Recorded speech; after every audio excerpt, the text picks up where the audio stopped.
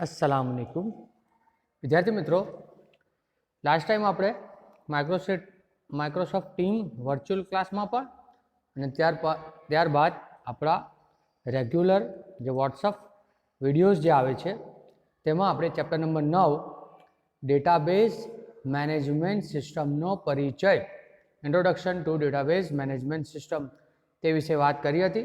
આપણે डेटा शू है ते समझ्या था, इन्फॉर्मेशन शू है ते समझ्या था। त्यारबाद आपणे डेटाबेज अने मॉडल की बात करी थी। जो तमने आइडिया हो तो हूँ तमने बताऊँ छूँ। आपणे आ बात करी थी। जो विद्यार्थी मित्रों, वर्तमान स्थिति में लगभग बधे ज माहितीनो संग्रह और संचालन इलेक्ट्रॉनिक स्वरूपे थाय छे। नानी अने मध्यम संस्थाओना रोजिंदा व्यवहारों ने इन्फॉर्मेशन सिस्टम तरीके ओळखाती सिस्टम में संग्रह करवामां आवे छे। एनो क्या उपयोग थाय छे तो एक तो सर्च एंजिन्स में, त्यारबाद रिजर्वेशन सिस्टम में, आरक्षण पद्धति में, ऑनलाइन बेंकिंग में। तमे क्रेडिट कार्ड डेबिट कार्ड उपयोग करो, तमे ऑनलाइन पेमेंट करो त्यारे, ऑनलाइन टैक्सनी चूकवणी में, अने शेर बजारनी बात करी हती आपणे स्टॉक अने ट्रेडिंग सिस्टम। आ दरेक वस्तु जे छे ते आ database management system information system तरीके ओळखाती सिस्टमनो उपयोग करे छे। त्यारबाद आपणे आ बात करी थी कि एक साथ हजारों अथवा करोड़ों उपयोगकर्ता तेनो उपयोग करी सके छे। आजे इन्फॉर्मेशन सिस्टम वगर कार्य थतुं ज नथी एम कहेशो तो चालशे। तमे सवारे मोबाइल तमे पकड़ो, कोईने कॉल करो, तमे वॉट्सअप कॉल करो, दरेक जग्याए इन्फॉर्मेशन सिस्टम आवशे ज। इन्फॉर्मेशन ए आउटपुट छे, याद राखजो। माहिती ए काचा अथवा रॉ डेटा पर प्रक्रिया करीने मेळववामां आवे छे। त्यारबाद आपणे जोयुं हतुं डेटा शुं छे, इन्फॉर्मेशन शुं छे। तो डेटा ए दरेक प्रकारनी हकीकत, आंकड़ाओ અને વ્યક્તિઓ વિશેની વિગત છે। જગ્યાઓ, વસ્તુઓ અથવા પ્રસંગોને આપણે ડેટા કહીએ છીએ તે સમજ્યા હતા આપણે। ત્યારબાદ ડેટા જુદા જુદા સ્વરૂપમાં હોય છે। લેખિત સ્વરૂપમાં હોય, મૌખિક સ્વરૂપમાં હોય, કોમ્પ્યુટરાઇઝ ટાઈપ કરેલા હોય, કોમ્પ્યુટરાઇઝ ન પણ કરેલા હોય, બરાબર છે। આ બધા ડેટાના સ્વરૂપ છે। હવે એ ડેટાને વ્યવસ્થિત યોગ્ય પ્રક્રિયા કરીને ડેટા મૂળ સ્વરૂપમાં ખાસ ઉપયોગી હોતા નથી। ડેટા પર યોગ્ય પ્રક્રિયા કરી તેને उपयोगी बनावा माटे अने अर्थपूर्ण बनावा माटे अर्थपूर्ण इन्फॉर्मेशन माहिती स्वरूप में पैदा करी शकाय। डेटा नो उपयोग ए निर्णय लेवामां खूब ज उपयोगी होवाथी तेने धंधानी एक घणी इम्पोर्टंट असेट्स अगत्यनी संपत्ति मनाय छे। इन्फॉर्मेशन हवे तो डेटा पर प्रक्रिया करीने मेळवेल जे जरूरी परिणाम छे तेने इन्फॉर्मेशन कहे छे। इन्फॉर्मेशन एटले प्रक्रिया करेल डेटा। इन्फॉर्मेशन आपने निर्णय लेवा माटे खूब ज उपयोगी है। विद्यार्थी मित्रों, तमे प्रथम परीक्षा मानी लो कि गया वर्षनी बात करें, आ वर्षे तो एक्जाम थई ज नथी। गया वर्षे तमे एक्जाम आप्युं, तमारा अलग अलग सब्जेक्ट्स में अलग अलग मार्क्स आव्या। इंग्लिश में मार्क्स आव्या, गुजराती में मार्क्स आव्या, कॉमर्सना विद्यार्थी होय तो स्टेटिस्टिक्स में मार्क्स आव्या, आंकड़ाशास्त्र में, एकाउंट्स में मार्क्स आव्या, तमारा ओसी में मार्क्स आव्या छे, कॉम्प्यूटर में मार्क्स। आम 6 सब्जेक्टना टोटल थाय छे। मार्क्स आवे छे, तमे जे लखो छो तेना चेकिंग थईने मार्क्स आवे। हवे ए आवे छे ए रॉ डेटा छे, अलग अलग सब्जेक्टना मार्क्स। एना पर तमारी रिजल्ट शीट में एड करीने एनुं टोटल बने। अने तमे जो 50 मार्क्सनी एक्जाम आपी होय तो तमे 17 थी ओछा लावो तो फेल, 17 थी वधारे लावो तो पास। दरेक में पास। एना परथी तमारुं परिणाम बने छे। ख्याल आवे छे? એટલે કે ઇન્ફોર્મેશન એટલે પ્રક્રિયા કરેલ ડેટા। ડેટા શું છે? તમારા માર્ક્સ અલગ અલગ સબ્જેક્ટમાં તમારા વર્ગ શિક્ષક એને પોતાની રિઝલ્ટ શીટમાં એડ કરશે, ટોટલ કરશે, જોશે કે તમે 17 થી વધારે લાવ્યા છો તો પાસ છે એ હિસાબે, અને ઓવરઓલ રિઝલ્ટ પણ બનાવશે। બરાબર છે? તો ડેટા પર પ્રક્રિયા કરીને મેળવેલ જરૂરી પરિણામોને ઇન્ફોર્મેશન કહે છે। દરેક વિદ્યાર્થીનું રિઝલ્ટ ટોટલ સાથે બનશે અને હવે નિર્ણય લેવો હોય તો કોનો પ્રથમ ક્રમાંક આવ્યો तो जेना सौथी वधारे मार्क्स हशे तो ए हिसाबे ख्याल आवे छे। एटले आपणे निर्णय लेवा माटे पण डेटा खूब ज महत्वना छे। त्यार पछी आपणे आ डेटा अने इन्फॉर्मेशननी वात करी हती। हवे डेटाबेज अने मॉडल। डेटाबेज ए एकबीजा साथे संबंधित परंतु कई रीते व्यवस्थित रीते संग्रह करेला डेटा आइटम्सनो जत्थो छे। डेटाबेज शुं छे, डेटा आइटम्स शुं छे, आपणे आगळ जता आजे इंशाअल्लाह जोवाना ज छीए। डेटाबेज में अलग अलग प्रकार की माहिती ने अलग अलग जूथ बनावीने संग्रह करवामां आवे छे। चौक्कस नियमों ने अनुसार तैयार करवामां आवे छे डेटाबेज। तो डेटाबेजनुं अंतर्गत माळखुं डेटा मॉडल तरीके ओळखवामां आवे छे। ડેટા મોડેલ એ ડેટાનો સંગ્રહ અને એને ફરી પાછું પુનઃ પ્રાપ્તિ રિટ્રાઈવ કરવાની રીત દર્શાવે છે. બરાબર છે. અલગ અલગ પ્રકારના ઉદાહરણ બી છે બુકમાં ડેટા મોડલ્સના. હાયરાર્કિકલ, બરાબર છે, hierarchical model data, network data model અને રિલેશનલ ડેટા મોડલ. ધોરણ 11 વિષય કોમ્પ્યુટરની વાત કરીએ તો આપણે ફક્ત ડેટાબેઝના રિલેશનલ ડેટા મોડેલની જ ચર્ચા કરવાનું છે. બરાબર છે. આપણે હવે આગળ વધીએ. ડેટાબેઝ મેનેજમેન્ટ સિસ્ટમ આપણા ચેપ્ટરનું મુખ્ય નામ. તો કે કોમ્પ્યુટરાઇઝ કરેલા ડેટાબેઝ સાથે કામ કરવા માટે સૌપ્રથમ તો શું કરવું પડે? ડેટાબેઝ આપણે કઈ રીતે બનાવવાનું છે એને વ્યાખ્યાયિત કરવો પડે. ત્યાર પછી જ ડેટાબેઝની રચના કરવી પડે. ડેટાબેઝ બનાવવા માટે જે આ નીચે મુદ્દા જે છે એ મૂળભૂત પાયાની પ્રક્રિયાઓ છે જે નિયમિતપણે યાદ રાખજો. ડેટાબેઝ એ સ્ટેટિક નથી, એટલે કે એક વખત બનાવ્યું એટલે પૂર્ણ થઈ ગયું નહીં. ડેટાબેઝ સતત અપડેશન, એડિશન, ડિલીશન એમાં થતું જ રહે છે. તો જ્યારે કોઈ પણ વ્યવહાર થાય ત્યારે તે ડેટાબેઝમાં ઉમેરવો. આપણે એક સાદું ઉદાહરણ લઈએ તો ક્લાસ ટીચરનું વર્ગ રજિસ્ટર એ પણ શું છે? ડેટાબેઝ જ છે. એમાં નવો વિદ્યાર્થી આવે તે ડેટાબેઝમાં ઉમેરવું. જ્યારે કોઈ પણ સુધારા ધ્યાનમાં આવે ત્યારે તે ડેટાબેઝમાં તે સુધારા તાત્કાલિક કરવામાં આવે. જો કોઈ વિદ્યાર્થીના નામમાં ફેરફાર થાય રજિસ્ટરમાં તો તાત્કાલિક એ જે તે રજિસ્ટરમાં બદલવું. બિનજરૂરી માહિતી ડેટાબેઝમાંથી દૂર કરવામાં આવે. કોઈક એવી માહિતી કે જે ભૂલથી પણ લખાઈ ગયેલી હોય, જે એટલી બધી ઇમ્પોર્ટન્સ ન હોય એને ડેટાબેઝમાંથી દૂર કરવામાં આવે. ડેટાબેઝનું આયોજન, માળખું વ્યવસ્થિત રીતે જ કરવામાં આવે. આ બધા ટોપિક્સ તમારે કોમ્પ્યુટરની ટેક્સ્ટબુકમાં પણ છે. તે જ મેં આટલે PDF પાવરપોઈન્ટ સ્લાઇડ સ્વરૂપે લીધા છે અને તમને સમજાવી રહ્યો છું. તો યોગ્ય રીતે ડેટાબેઝનું આયોજન કરવામાં આવે. હા, ત્યાર પછીની મેઇન વાત, ડેટાની સુરક્ષાનું પૂરતું ધ્યાન રાખવામાં આવે. ટીચર પોતાનું ક્લાસ રજિસ્ટર બહુ ધ્યાન રાખે છે, કોઈને આપતા નથી. ખ્યાલ આવે છે? તે જ પ્રમાણે તે જ ક્લાસ રજિસ્ટર જે કોમ્પ્યુટરાઇઝ પ્રેઝન્ટ પુરાતી હોય તમારે તો તે પણ હવે એનો બેકઅપ નિયમિત સમય લેવામાં આવે છે.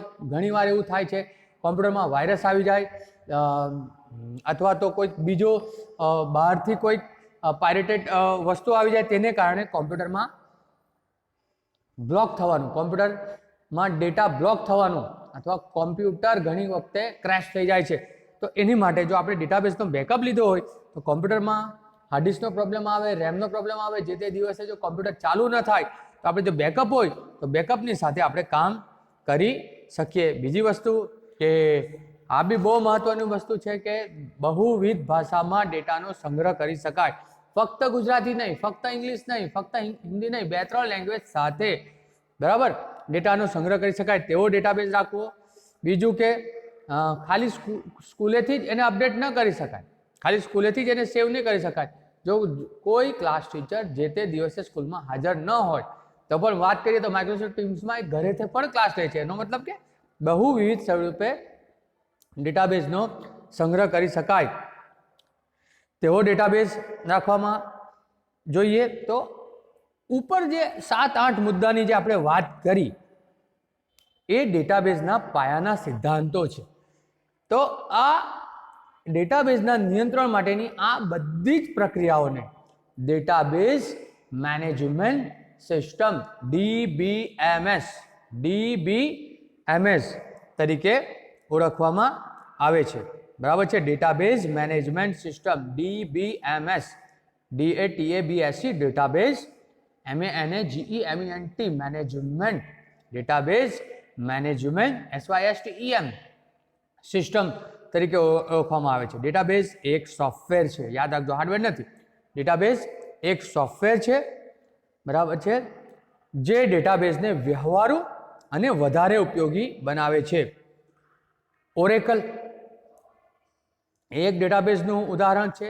Ingres DB2, MS SQL server જે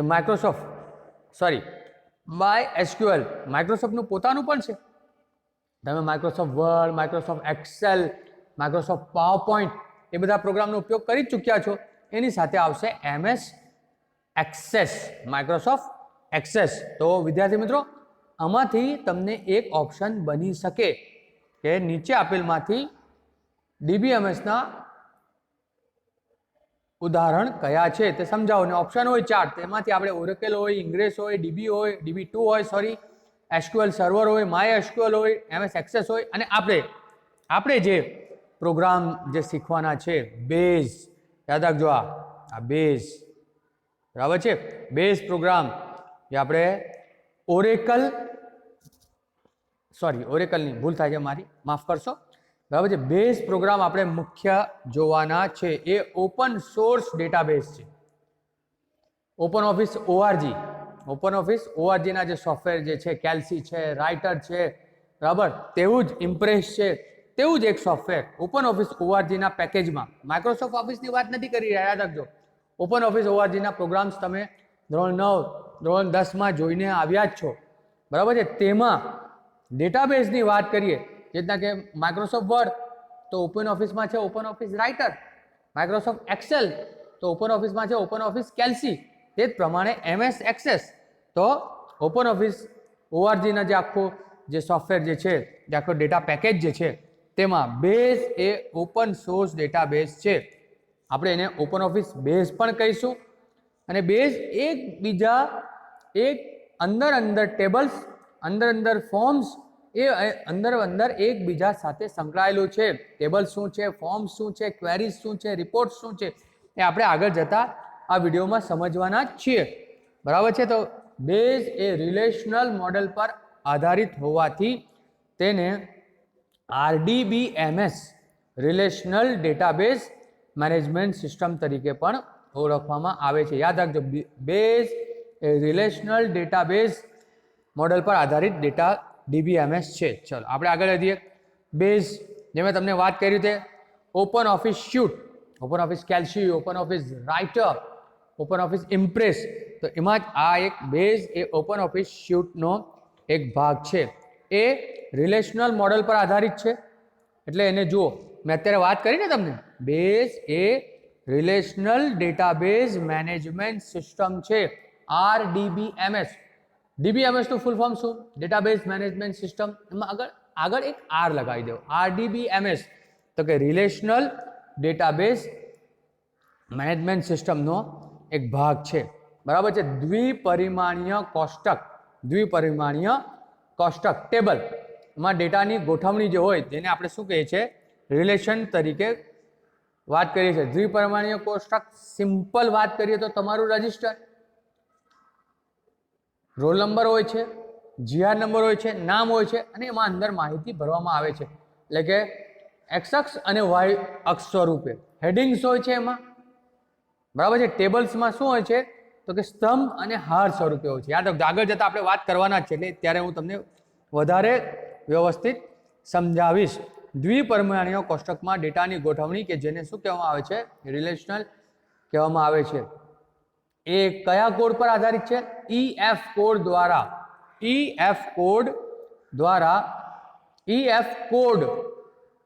વ્યક્તિનું નામ છે EF કોડ દ્વારા ડિઝાઇન કરેલ રિલેશનલ મોડેલ ગણિતની સેટ થિયરી પર આધારિત છે.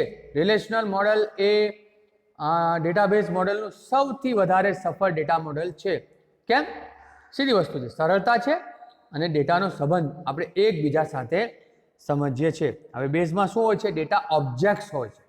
બેઝમાં શું હોય છે? ડેટા ઓબ્જેક્ટ્સ હોય છે. ડેટા ઓબ્જેક્ટની વાત કરીએ તો ટેબલ, ખાના, કોષ્ટકવાળી માહિતી. એ ટેબલ્સ પરથી તમે ફોર્મ્સ ફિલઅપ કરી શકો છો, ફોર્મ ભરી શકો છો. કોઈ પ્રશ્ન ઉદ્ભવે તો એને આપણે ક્વેરીઝ કહીશું. આપણે એક પછી એક આ વસ્તુ સમજવાના જ છે આગળ જતા. તો ટેબલ્સની વાત છે, ફોર્મ્સની વાત છે, ક્વેરીઝ, પ્રશ્નોની વાત છે, અને તેના પરથી બનતા રિપોર્ટ્સ વગેરે ને ડેટાબેઝના ડેટા ઓબ્જેક્ટ્સ કહે છે. યાદ રાખજો, આ પણ આપણો ઓપ્શન્સ થાય છે. કોમ્પ્યુટર વિશેની વાત કરીએ તો તમારે થિયરી લાંબી લખવાની નથી આવતી, OMR સ્વરૂપે જ પ્રશ્નો આવે છે આપણા તો ડેટા ઓબ્જેક્ટ શું છે?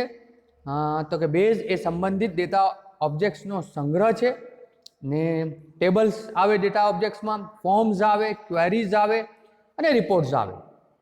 બરાબર છે. આપણી ધોરણ 11ના ચેપ્ટર નંબર 9 ટેક્સ્ટબુકમાં પણ આ માહિતી વ્યવસ્થિત છે. તેના પરથી જ મેં તમે જે ફાઇલ જોઈ રહ્યા છે તે બનાવેલું છે. હવે આપણે આગળ વધીએ. સૌ પ્રથમ ટેબલ, પાયાનું એકમ. યાદ રાખજો, ડેટાબેઝમાં ડેટા ઉમેરવા માટે, ઉમેરેલ ડેટાને સંગ્રહ કરવા માટે, ડેટાને ડિલીટ કરવા માટે, ડેટાને એડિટ કરવા માટે પાયાનો એકમ જે છે તે ટેબલ છે. કોષ્ટક સ્વરૂપે આપેલ માહિતી ટેબલ. ટેબલની રચનાની વાત કરીએ તો ઊભી લાઈન, સ્તંભ, કોલમ કહીશું, અને એમાં માહિતી ભરાશે તો હાર, રો સ્વરૂપે. યાદ રાખજો, ટેબલની રચના સ્તંભ અને હાર, કોલમ અને રોના સ્વરૂપમાં કરવામાં આવે છે. ફરી પાછું એક સાદું ઉદાહરણ લઈએ તો ક્લાસ રજિસ્ટર. ક્લાસ રજિસ્ટરમાં કોલમ શું છે? તો કે સૌ પ્રથમ કોલમ્સ આવશે રોલ નંબરનું, ત્યાર પછી આવશે જીઆર નંબર, ત્યાર પછી આવશે સ્ટુડન્ટ નેમ. સામાન્ય રીતે દરેક ક્લાસના વર્ગ રજિસ્ટરમાં, ક્લાસ રજિસ્ટરમાં હાજરી પત્રક, વર્ગ હાજરી પત્રક અથવા ક્લાસ રજિસ્ટરમાં આ મૂળભૂત પ્રથમ 3 ખાના તો હોય જ છે.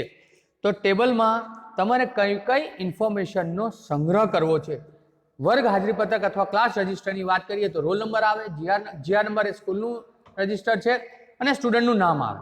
એ સીધી વસ્તુ છે. પહેલાં આપણે સ્તંભ નક્કી કરી રહ્યા છે, કોલમ્સ નક્કી કર્યા છે. બરાબર. તો ટેબલમાં કઈ ઇન્ફોર્મેશનનો સંગ્રહ કરવો છે અને સ્તંભમાં શીર્ષકો શું રાખવો છે તેનો નિર્ણય કરવા માટે જે ડેટાબેઝ ડિઝાઇન કરે છે, ડેટાબેઝ બનાવી રહ્યા છે, તેને સૌપ્રથમ ડેટાબેઝની આ થોડો અઘરો પ્રોનાઉન્સિએશન વાળો વર્ડ છે, એન્ટિટીઝ કહેવાય છે. NTI, બરાબર છે. એન્ટિટીઝ, ENTITIES, બરાબર છે. એન્ટિટીઝ તમારે નક્કી કરવી છે. હવે એન્ટિટી એટલે વાસ્તવિક દુનિયાના ઓબ્જેક્ટ. વાસ્તવિક દુનિયાના ઓબ્જેક્ટ જેના વિશેની માહિતી ડેટાબેઝમાં સંગ્રહ કરવામાં આવે છે. એન્ટિટી એ વાસ્તવિક દુનિયાના ઓબ્જેક્ટ છે જેના વિશેની માહિતી ડેટાબેઝમાં સંગ્રહ કરવામાં આવે છે. કર્મચારીની હાજરી માટેની સિસ્ટમમાં ડેટાબેઝમાં કર્મચારી એ કોણ છે? એન્ટિટી છે. વર્ગ હાજરી પત્રકની વાત કરીએ તો એન્ટિટી કોણ છે? તો કે જે તે ક્લાસના વિદ્યાર્થીઓ એ એન્ટિટી છે. ખ્યાલ આવે છે? ધ્યાન રાખજો, કોને વર્ગ હાજરી પત્રકની વાત કરીએ તો કોણ છે એન્ટિટી? તો કે ભાઈ વિદ્યાર્થી. તો વિદ્યાર્થીનું શું હોઈ શકે? તો કે વિદ્યાર્થીનું નામ હોઈ શકે. તો નામ તો સેમ બી હોઈ શકે, તો એને અલગ અલગ રોલ નંબરથી ડિસાઇડ કરવા પડે. તો રોલ નંબર પહેલું ખાનું, પછી તો કે જીઆર નંબર ક્યાં છે? શાળાના વર્ગ રજિસ્ટરમાં જશે, અને ત્યાર પછી આવશે વિદ્યાર્થીનું નામ. તો આ એન્ટિટી કોણ થયું? વિદ્યાર્થી. અને જ્યાં રોલ નંબર છે, જીઆર નંબર છે, એના શું થયા? ઓબ્જેક્ટ્સ થયા. કર્મચારીની વાત કરીએ, બરાબર. સ્કૂલમાં અમે કર્મચારી છીએ, તો અમારું બી હાજરી પત્રક હોય છે. તો કર્મચારીની અમારી વાત કરીએ, ટીચર્સ, જે એંગ્લો ઉર્દુ હાઈસ્કૂલની વાત કરીએ તો અમે એંગ્લો ઉર્દુ હાઈસ્કૂલમાં કામ કરનારા ટીચર્સ એક પ્રકારના એન્ટિટી છે. તો અમારું પણ હાજરી પત્રક હોય છે. રોજ ત્યાં આવીને અમારે સાઇન કરવી પડે છે, બરાબર છે. તો કર્મચારીની હાજરી માટેની સિસ્ટમમાં કર્મચારી એ શું છે? તો કે એન્ટિટી છે. ખ્યાલ આવે છે વિદ્યાર્થી મિત્રો? દરેક એન્ટિટીને કેટલાક એટ્રીબ્યુટ હોઈ શકે, બરાબર. તો આપણે આજે જો વાત કરીએ તો આજે જે આપણે વાત કરી તે આ એન્ટિટીમાં આગળ એટ્રીબ્યુટ શું છે તે આપણે હવે પછીના વિડીયોમાં જોઈશું. તો આજે આપણે જે વાત કરીએ ફરી એકવાર થોડું રિવાઇઝ કરી લઈએ વિદ્યાર્થી મિત્રો, તો તમને વધારે ખ્યાલ આવશે. આપણે વાત કરી ડેટાબેઝ મેનેજમેન્ટ સિસ્ટમ. કોમ્પ્યુટરાઇઝ કરેલા ડેટાબેઝ સાથે કામ કરવા માટે સૌપ્રથમ ડેટાબેઝને તમારે વ્યાખ્યાયિત કરવો પડે, ત્યાર પછી જ ડેટાબેઝની રચના કરવી પડે. તમારી જરૂરત શું છે તે કઈ મૂળભૂત પ્રક્રિયા તમારે કરવી પડે. આ હું ફક્ત હવે વાંચી જ જાઉં છું. જ્યારે કોઈ વ્યવહાર થાય ત્યારે જે તે વ્યવહાર ડેટાબેઝમાં ઉમેરવો. બીજું, જ્યારે કોઈ પણ સુધારા ધ્યાનમાં આવે ત્યારે તાત્કાલિક ડેટાબેઝમાં તે સુધારા તરત કરવામાં આવે. બિનજરૂરી માહિતી ડેટાબેઝમાંથી દૂર કરવામાં આવે, ડિલીટ કરવામાં આવે. ડેટાબેઝનું આયોજન યોગ્ય રીતે, વ્યવસ્થિત રીતે કરવામાં આવે. ડેટાબેઝમાં જે ડેટા એન્ટર કરવામાં આવે તેની સુરક્ષા, સિક્યોરિટી, કોમ્પ્યુટરની વાત આવે એટલે સિક્યોરિટી પહેલી જ વાત આવશે.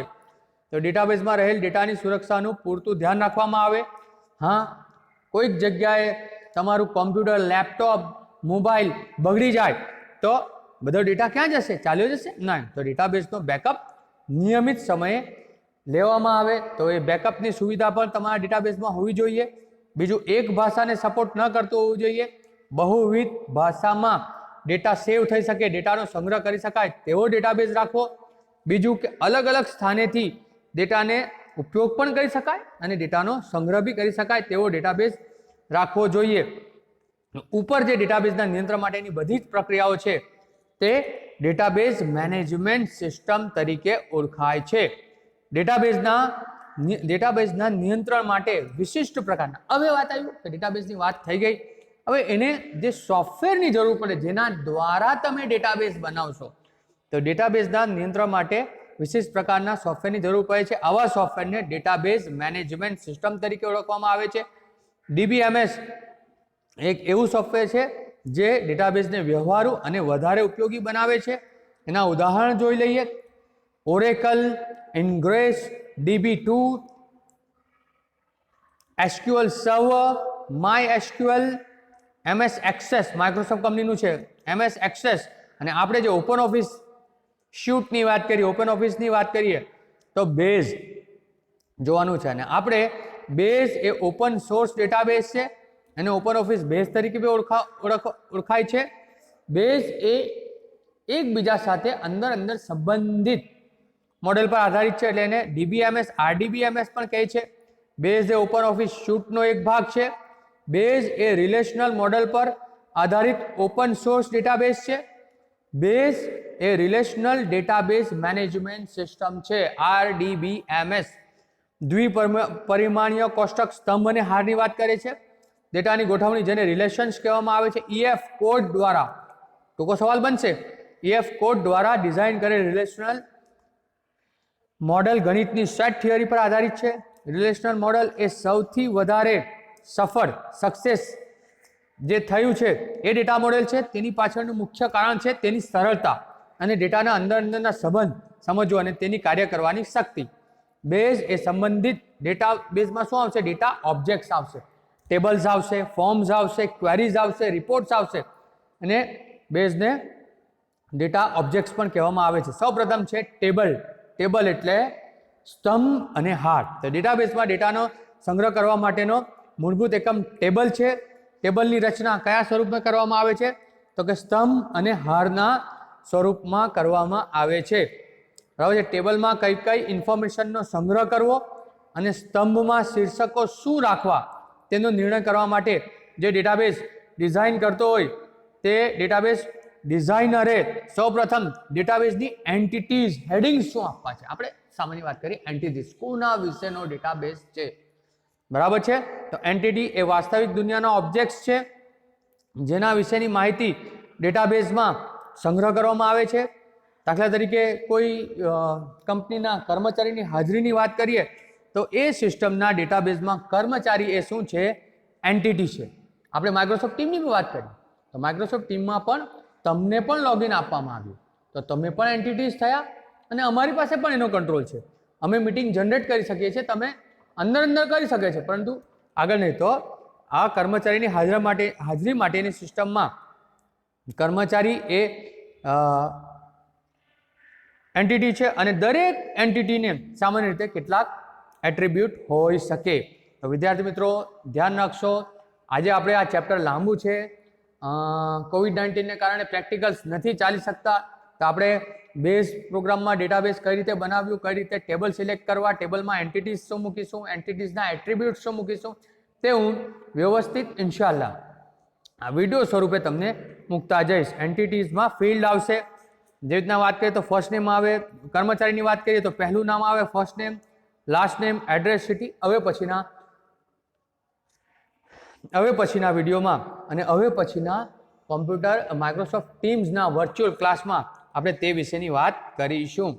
તો વિદ્યાર્થી મિત્રો માઇક્રોસોફ્ટ ટીમ્સના વર્ચ્યુઅલ ક્લાસમાં અચૂક જોડાઓ અને આ વિડીયો આપણા સ્કૂલના જે વોટ્સઅપ ગ્રુપમાં પણ મૂકવામાં આવશે તે પણ તમે અચૂક જો એવી હું આશા રાખું છું, કારણ કે કોમ્પ્યુટર વિષય હું પણ માનું છું કે પ્રેક્ટિકલ્સ વગર ઘણું અઘરું છે, પરંતુ આ કોવિડ-19ની કપરી પરિસ્થિતિમાં આપણે બને તેટલું ઓનલાઈન કામ કરીએ એવી હું આશા રાખું છું.